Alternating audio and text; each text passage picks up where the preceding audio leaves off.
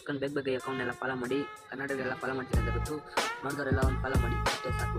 ದೇವರು ನಮಸ್ಕಾರ, ಎಲ್ಲ ಹೆಂಗಿದ್ದೀರಾ? ನಾನಂತೂ ಸಕ್ಕತ್ತಾಗಿದ್ದೀನಿ, ನೀವು ಎಲ್ಲರೂ ಚೆನ್ನಾಗಿದ್ದೀರಾ ಅಂತ ಅಂದ್ಕೊಂಡಿದ್ದೀನಿ.